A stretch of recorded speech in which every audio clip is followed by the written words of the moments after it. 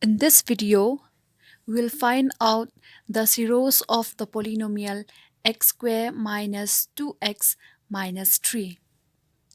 This is a quadratic polynomial. Let me first define what is a zero of a polynomial. Suppose if we have a polynomial p of x.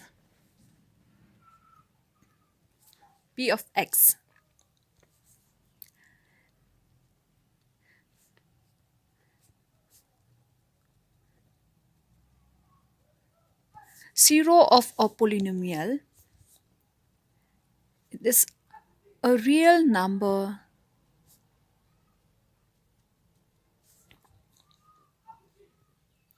alpha is called the zero of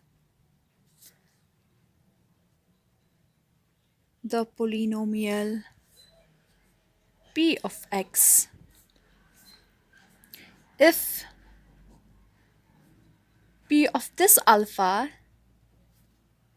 is equal to 0.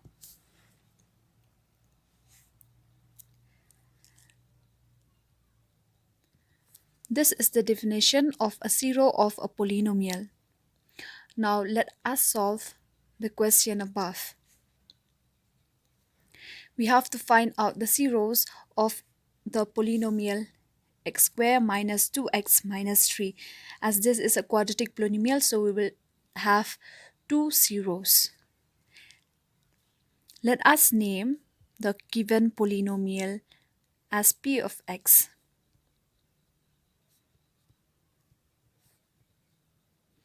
We need to find out the value of this polynomial, which gives us 0.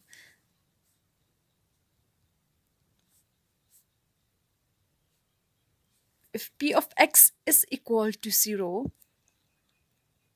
we will find out what are the two values of x that will give the value of this polynomial to be 0.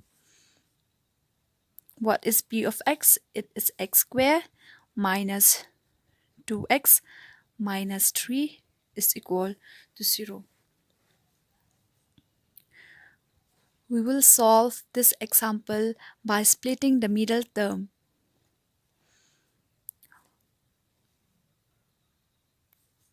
X squared, here we have already arranged in the descending order of the powers of x. We start from the power 2, then the power 1 of x, and the constant term. Now what is our middle term? Our middle term is this term here. Now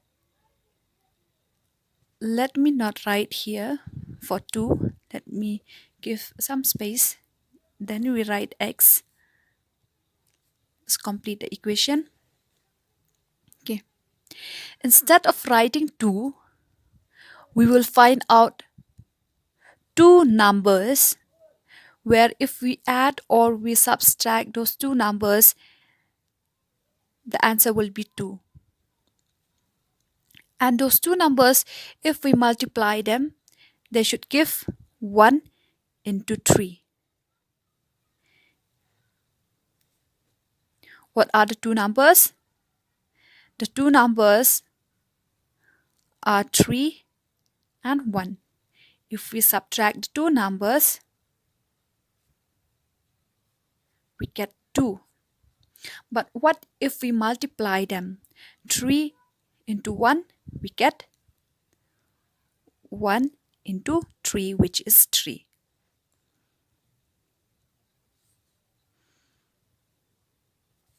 Let's separate them. Minus 3 into x. Minus into minus. It gives us plus 1 into x, which is x. Then minus 3 is equal to 0.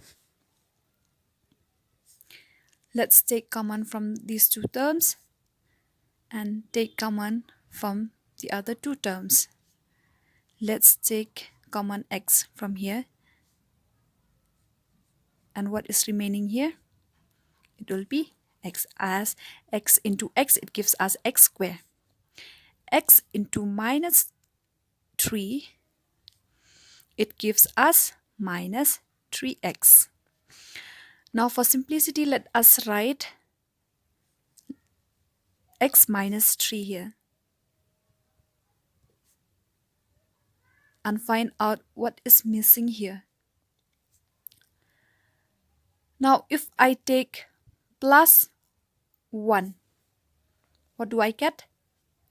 Plus 1 into x is this x, and plus 1 into minus 3 is this minus of 3. Now we have another two terms. From these two terms, let's take common minus x minus 3. This x minus 3. If I take x minus 3 from here, what is remaining here? X. And if I take x minus 3 out, what is left here is plus 1. Then equal to 0. Here we have a product of two terms, x minus 3 and x plus 3. It should give the answer 0. Now, if either one of this term is equal to 0, then their product will be equal to 0. Either x minus 3 should equal to 0 or x plus 1 should equal to 0.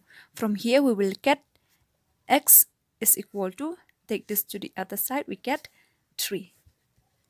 Or x is equal to, take it to the other side, it will be minus 1. So here we get the two values of x. It is 3 and minus 1. If we substitute the value here,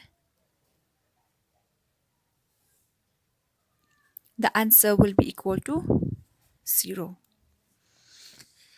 Let's go for verification. Let's take p of 3. It will be 3 square minus 2 into, in place of x we write 3, then minus 3. This will be 9 minus 6 minus 3. This gives us 9 minus 9 is equal to 0. Hence verified for 3. Let's also verify for minus 1. Let's find out what will p of minus 1 give us. In place of x we write minus of 1. Minus 1 square minus 2 multiply with minus 1, then minus 3 is equal to 1 plus 2 minus 3. 3 minus 3 equal to 0. Hence verified for minus 1. Therefore, the two zeros of this polynomial p of x equal to x squared minus 2x minus 3 are 3 and minus 1.